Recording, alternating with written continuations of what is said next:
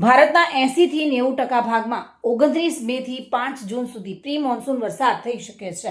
આ વરસાદ એટલા માટે મહત્વનો છે કારણ કે મોન્સૂન હજુ કેરળ પહોંચ્યું નથી. હવામાન વિભાગે 26 મેનું અનુમાન લગાવ્યું હતું. મોન્સૂન આવવા માટે કેરળના 14 નિર્ધારિત સ્ટેશનોમાં સતત 2 દિવસ 2.5 મિલીમીટર વરસાદ જરૂરી છે.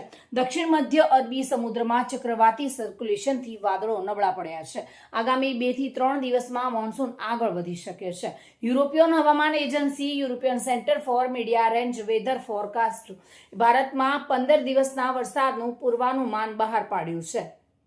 જોકે દરિયાઈ અને વાતાવરણીય ડેટાના આધારે હવામાનનો નકશો બનાવ્યો છે. તેની તસવીરમાં આગામી 8 દિવસમાં દક્ષિણ ભારત, પૂર્વ ભારત, પૂર્વાત્તર અને બંગાળની ખાડીને અડીને આવેલા વિસ્તારોમાં વધુ વરસાદના સંકેતો જોવા મળી રહ્યા છે.